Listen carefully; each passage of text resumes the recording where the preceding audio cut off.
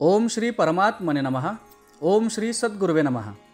पूजनीय श्री संजय गुरुजी यांच्या मार्गदर्शनाखाली दिनांक 29 जानेवारी ते 5 फेब्रुवारी या कालावधीत आपल्या सव्यसाची गुरुकुलममधील शस्त्र कोविद आणि शस्त्र नायक पदवी धारण केलेले विद्यार्थी आणि गुरुकुलातील सर्व आचार्य यांच्यासाठी आपल्या या दिव्य भूमीतील दक्षिण भाग म्हणजेच आपल्या दक्षिण भारत दर्शन दिंडीचे आयोजन करण्यात आले.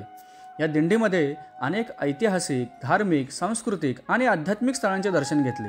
देशातील संस्कृत गाव म्हणून प्रसिद्ध असलेले मत्तूर, श्रीमद आद्य गुरु शंकराचार्यांनी स्थापित केलेला पहिला मठ शृंगेरी, होयसळ राजघराण्याची राजधानी असलेल्या बेलूरमधील मनातील मनोरम कल्पना, सौंदर्यशास्त्र, स्थापत्यशास्त्र, मूर्तिशास्त्र, विज्ञान आणि तंत्रज्ञान यांनाही थक्क करून टाकणारे अनुपम्य मनोहर असे चन्नकेशव मंदिर, जागतिक वारसा लाभलेले हळेबीडूचे मंदिर, कोईमतूरमधील ईशा योग फाउंडेशनचे मुख्य केंद्र, गुरुवायूरचे दक्षिण पंढरी किंवा दक्षिणेतील द्वारका म्हणून ओळखले जाणारे अतिभव्य श्रीकृष्ण मंदिर, त्रिप्रियारचे श्रीराम मंदिर, श्रीमद आद्य शंकराचार्यांचे जन्मस्थान असलेले कालडी, अगस्त्यम कलरी गुरुकुल, धर्मिकाम कलरीयल गुरुकुल आणि सर्वात शेवटी स्वामी विवेकानंद यांच्या विश्वविजय यात्रेची ध्येयनिश्चिती जिथे झाली त्या आपल्या देशाचे शेवटचे टोक असलेल्या जणू भारत मातेच्या पायाजवळ बसून ठरलेल्या निश्चयाला आपल्या श्री गुरुदेवांची आज्ञा मिळेपर्यंत ज्या खडकावर सलग 3 दिवस त्यांनी विना अन्न पाणी तपश्चर्या केली आणि त्यांचे गुरुदेव म्हणजे श्री रामकृष्ण परमहंस यांचा दिव्य साक्षात्कार त्यांना जिथे झाला, भारत मातेच्या पायापासून वर त्यांनी दृष्टिक्षेप टाकला आणि अज्ञानात पिचत पडलेल्या या देशाचे दैन्य दुःख दूर करण्यासाठी त्यांचं चिंतन जिथं झालं, जिथे गंगासागर, सिंधुसागर आणि हिंदू महासागर या 3ही समुद्राचा संगम आहे आणि 3ही समुद्र आपल्या या दिव्य मातृभूमीचे जणू पाय धुत आहेत, जिथे पार्वती देवी योग्य वर वरण्यासाठी हातात माळ घेऊन कुमारिका म्हणून उभी आहे, असे अत्यंत प्रेरणादायी ठिकाण ते म्हणजे कन्याकुमारी. अशा विविध ठिकाणी भेटी देऊन ही दिंडी पूर्ण झाली. यातील प्रत्येक ठिकाणी आपल्या ऋषीमुनींनी, आचार्यांनी, स्वामी विवेकानंदांनी वेळोवेळी दिलेले शाश्वत तत्वज्ञान याविषयी पूजनीय श्री गुरुजींनी अनेक चिंतन वर्ग घेतले, ज्यामध्ये सर्व ठिकाणचे ऐतिहासिक, सांस्कृतिक आणि आध्यात्मिक स्थान महात्म्य तसेच श्रीमद आद्य शंकराचार्यांचे जीवनकार्य, विविध मतमतांतरे असणाऱ्या संप्रदाय व धर्म यांच्याशी त्यांनी केलेला शास्त्रार्थ, त्यात त्यांनी मिळवलेला दिग्विजय, त्यांनी व त्यांच्या शिष्यांनी केलेली ग्रंथनिर्मिती,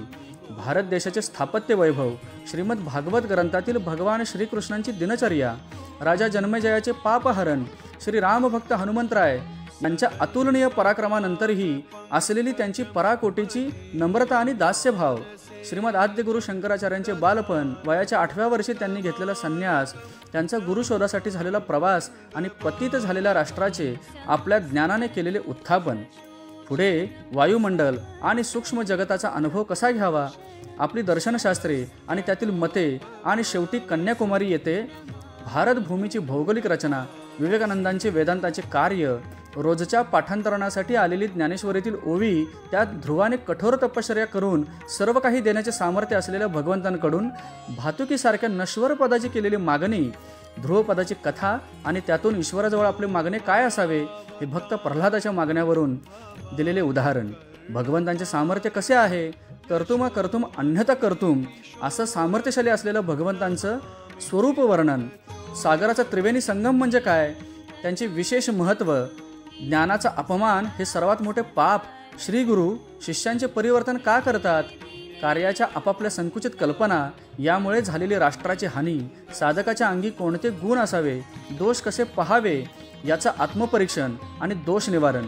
भगवान श्रीकृष्णांचा रास आणि गोपींचे वस्त्रहरण आणि त्याच्या पाठीमागचे तत्वज्ञान, तीर्थांचे महत्त्व या व अशा अनेक विविध विषयांवर पूजनीय श्री गुरुजींच्या अनुभवसिद्ध वाणीतून ज्ञानप्रचूर असे मार्गदर्शन लाभले. या दिंडीत अनेकांना खूप विलक्षण अनुभव आले. कित्येक ठिकाणी मुले सद्गदित झाली, रडली, त्यातूनच दिव्य ऊर्जा, उत्साह आणि आपल्या निश्चयाची दृढता, दोषांचे परीक्षण, निरीक्षण, निवारण, गहन चिंतन, गुरुकृपा या अनुभूतीची आणि श्री गुरुजींनी दिलेल्या भरभक्कम ज्ञानाची शिदोरी घेऊन आम्ही दिनांक 5 फेब्रुवारीला सायंकाळी गुरुकुलवर पोहोचलो. ओम श्री सद्गुरुवे नमः.